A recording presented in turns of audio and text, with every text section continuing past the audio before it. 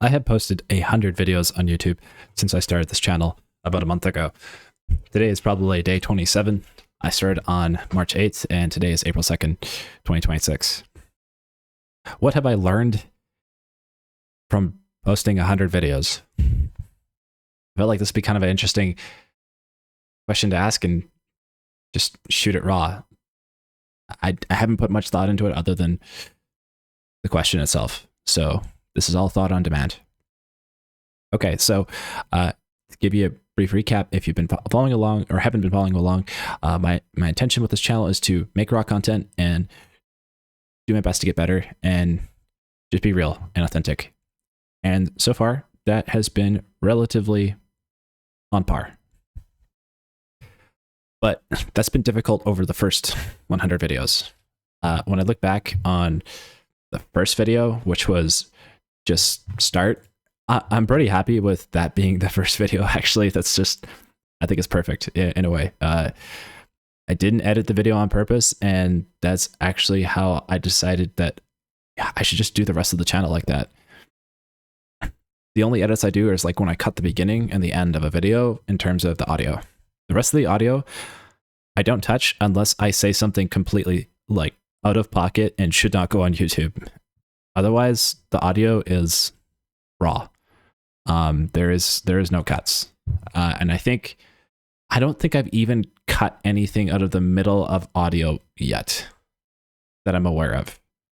I've definitely scrapped videos. I've definitely thrown away a lot of videos I've recorded. And I'm not upset about that because there was just some videos that I felt like I don't want to put this out there. Like maybe I'm oversharing or I'm being like way too personal or about something that is just like, I don't need this to go on the internet. But for the most part, I've still like to try to stay vulnerable, like in ways that people can relate to if they're going through something or they want to connect with. I really like that. And I'm not trying to do it to commoditize vulnerability. I mean, at the end of the day, yeah, I want this channel to be successful, but I'm not trying to do it in a way that, like, I don't know, feels dirty and slimy.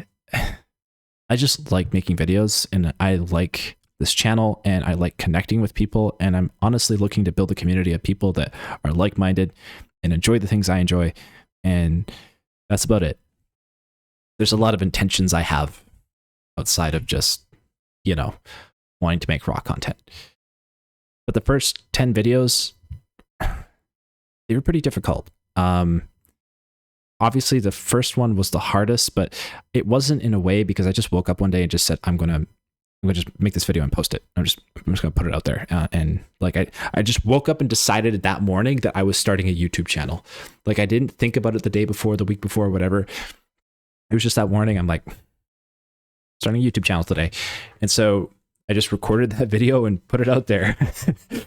But of course, like there was this underlying boiling of what it was that was kind of forming in the back of my mind about ideas, and they were all kind of all coming together and yada, yada, yada.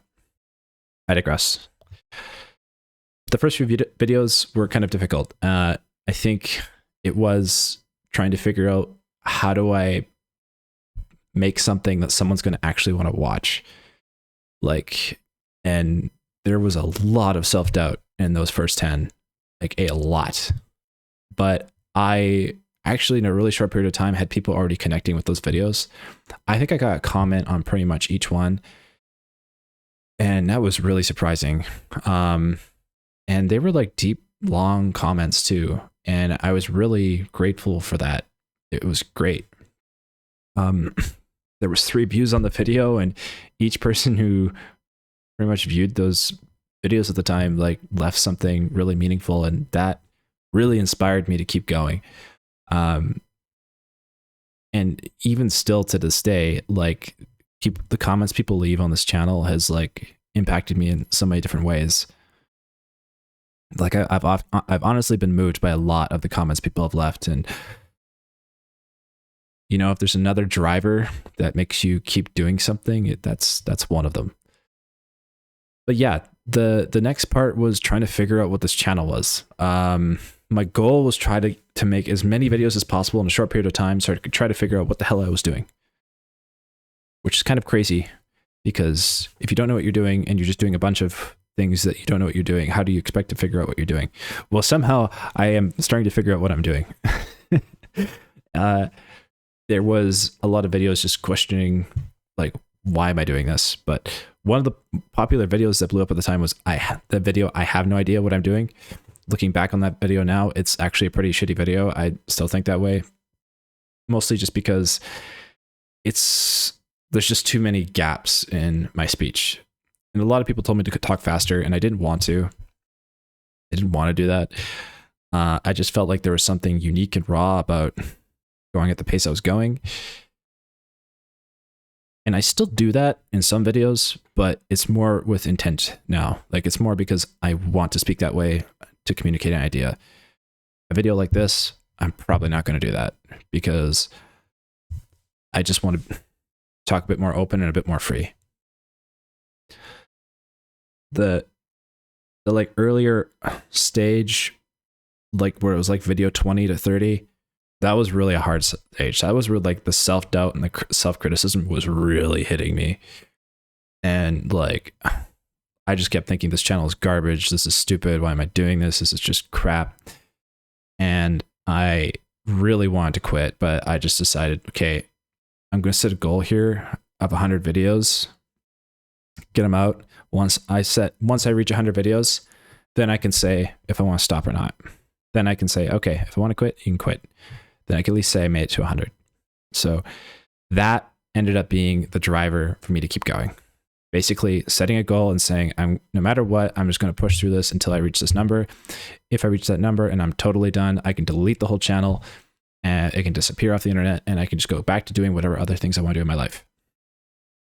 So I had an escape route. Then I started kind of relying on making short videos. Like, my content, I was like, for example, the Hey You video, where I'm recording volume footage, the volume demo game. It was like under a minute long in length. And I was starting to try to like make new things that was like things I liked, but also like just trying to put a video out there. And then I was starting to feel like, okay, like I'm not even really trying. I got to at least try. And it took me a while before I kind of started to find a footing there. Video with Hollow Knight, where I talk about the shape that doesn't fit, I started feeling like a groove of hitting like, okay, I'm hitting an emotional beat here. Not because I'm doing it to like make money, just because like I actually want to express this thing I went through. And I want, to put it out there so that other people can know, like, if they're in this situation too, that they're not alone. And I was really happy how that video turned out. But still, that self-doubt just kept eating at me. And I had other videos that, basically were making me feel like, just like, what's the point? This is so stupid. But using that number of 100, just get to 100 and then I can stop, really helped me just push through that.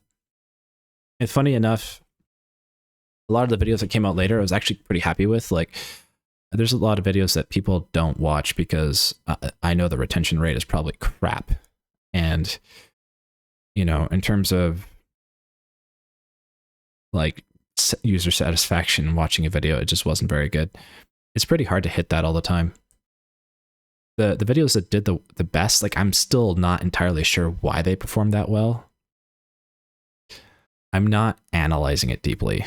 I'm kind of just rolling with it, trying to turn out as much as possible, and then kind of looking back on what worked, what didn't, and I'm kind of picking up on that in terms of like some form of photosynthesis. It's a hard word to say. Not the best strategy, but one that I just felt like using. And as I went further along, I started hitting into like more videos where I was specifically talking about a specific emotion in like an abstract, maybe philosophical way.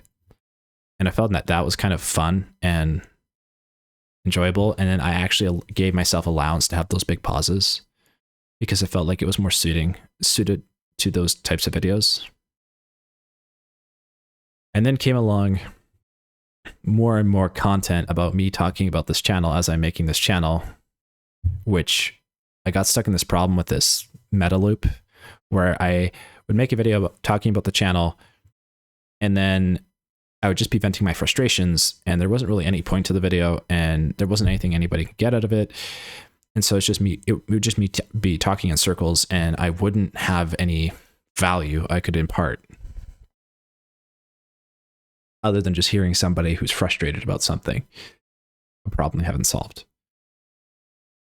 But because it wasn't just one video, it was like again and again and again, I ended up scrapping a lot of those because I'm like, there's no way I can just put this out. Like, it's just the same video I just made. And then I had to learn that, okay, each video has to have an intention. I either at the very least need to start with an idea and then move in wherever that idea takes me, or there has to be something that the user, the person watching this video is going to get out of it. My mind is like thinking in an analytical brain. I need to like sometimes step back and just say, these are real people watching these videos. You know, it's not just a number. That's a hard thing. YouTube really makes you focus on analytics because of its system, the way it's set up. If you are a creator, you probably know what I mean. If you have not done YouTube yet, basically you just have numbers in front of you all the time, and people can feel like data points because you just see this many views, this many comments, this many likes, and it's just a number, and the number changes between one video to the next. So you're like analyzing, why did that video do better than this one? Like, one viewer is still a person watching your video. And that was a lesson I felt like I partially learned, and I'm still trying to remember and remind myself there's actual real human beings watching these videos. And, you know, respect that. You know, they're not data points, they're people.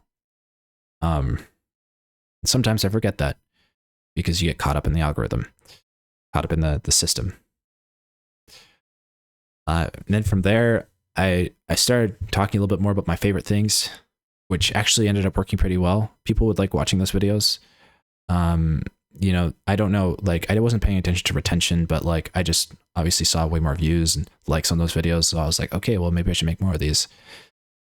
And then I started talking about technology because it's something I'm really interested in. Those videos started doing well. There was this difficulty with spreading myself out, and then feeling like, okay, this channel doesn't have a niche anymore. Like, what is the niche? And that was the biggest problem because like my previous channel I've had before, I knew and I've known that if you want to be successful on YouTube, you have to have a niche. You have to have something that people come to your channel for. They're looking for something specifically, and you are directly delivering that. So because I was talking about technology and video games and philosophy and like raw content and creating all these different things, I started feeling like, okay, I've spread myself out in so many ways. I'm still getting hits and views, but like, am I basically just turning this channel into a dumpster fire because it's not slotted into a niche? But it kept going anyway because there's, you know, I still want to make it to 100 videos. So just kept churning stuff out. And I just thought, you know what, screw it. I'm just going to lean into it. If that's the video idea I have, that's the video idea I have. Ironically enough, it actually ended up working. Some of the people who are interested in artificial intelligence are also interested in video games, and there's an overlap between that and philosophy. And I feel like the niche of this channel is something that I am still partially discovering, but at the same time, I have a better read on than I did before. And most of it kind of comes down to this channel is slightly a vibe channel, slightly a personality channel. You know, if you are here consistently, you're probably here because you enjoy hanging out with me on video. Like, yeah, it's not live. But this is pre-recorded. Like by the time you hear this video, this message, this has been recorded in the past, but it's raw. It's me. So, if you found the channel, however you found it, and you stuck around, I'm guessing that maybe you're sticking around because you just like hanging out on these videos. And that's cool. I'm glad you're here. And so that's kind of where the niche was sort of forming. And so what I started paying attention to. But then that's where I started feeling a lot more creative freedom to just start making whatever videos I wanted to make. The perfectionism started sliding away a bit, and it became more about just make something you like. You have an idea, record it, run with it, see where it takes you.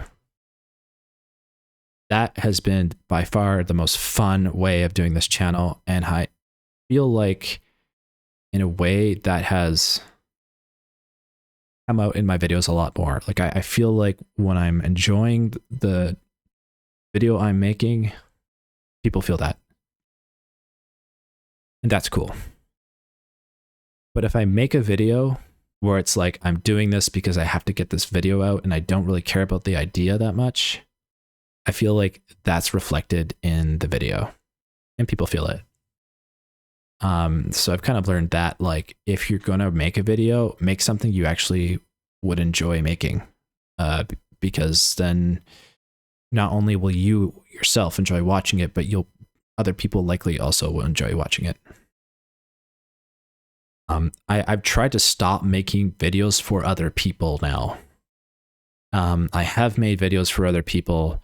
Some of them did well, some of them didn't. But I felt like it felt kind of disconnected from what I wanted this channel to be, because I kind of want this channel to like also just be something that I like. Like I like each video I put out and trying to enjoy that for what it is. Like make something where the creative process is fun for you.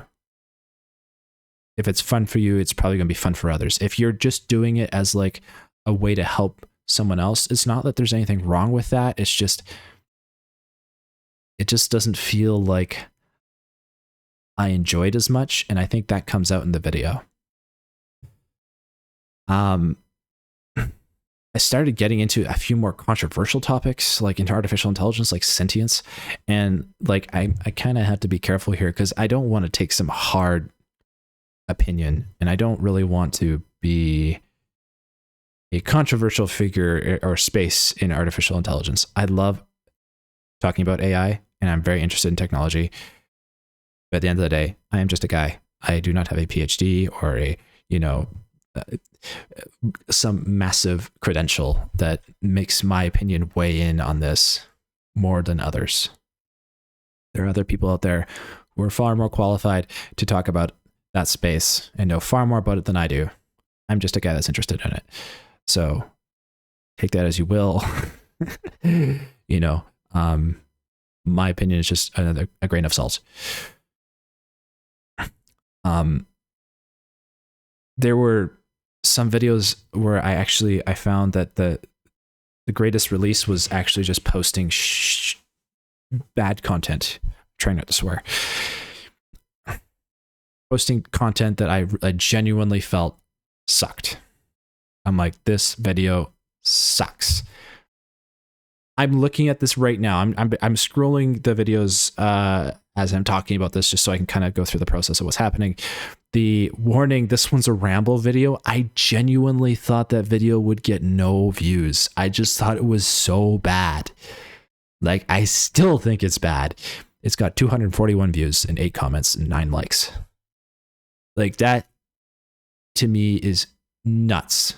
I am genuinely rambling in that video, going on and on, talking in circles. It's crappy. I don't like it. It's like, whatever. People liked it. And I think that is where the rawness actually came out. It was like the videos that did the best were oftentimes the ones I wanted to scrap or throw out and not publish.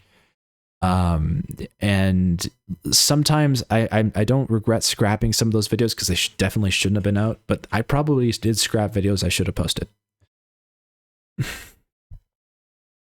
it's hard to make that judgment call. It's not easy. And yeah, I made some videos. I thought like, like I tried to stop obsessing about titles and SEO optimization, and I kind of went in with that intention as well, but sometimes it bugs me. Like I felt like a video was good and maybe I should change the title, but then I'm like, actually what I should do, what do I enjoy the most is making that title in an artistic format. Like, for example, the video I did on 100 videos in 28 days, which was kind of like my capstone video for the project. I just wanted to title it 100. That was the feeling I had inside. And I spent probably 6 to 8 hours editing that video. And that title is not clickworthy. That title does not hit the algo. It just doesn't incentivize anyone to click. It just says 100. The thumbnail says 100. There's no, like, no one knows what they're clicking on when they click that video. But I still wanted that anyway because of the artistic intent it felt like I was leaning into. Like, it just felt like, you know what? This is what the video is, 100. I don't want it to be 100 videos in 28 days. I actually changed it to that briefly, and then I'm like, no, that just doesn't feel right, because then I'm trying to go after an audience to attract more people to this video. I just want to title it 100 because that's just a feeling I want to ride with. And trying to lean into that more, like the artistic element of creating instead of the what the audience might want, or the curiosity element. I found sometimes that is the more optimal path for creating, because then I don't feel like I'm doing this just to like get popular or get big. I'm doing it because I want to express myself in the way I want to express myself, even though that's imperfect, even though that doesn't garner the most views, garner the most attention, keep everyone here for the longest amount of time possible.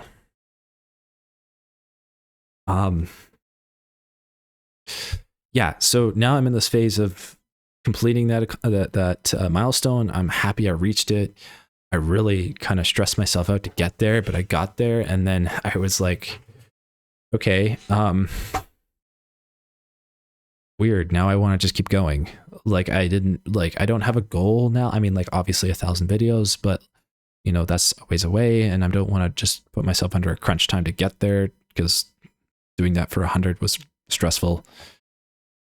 I just want to upload when I want to upload. I think I'm still going to be uploading daily, and probably multiple videos daily. And if for some reason that changes, I would likely notify my subscribers that, hey, I'm probably not going to be around for a while. But, I'm kind of happy making these videos.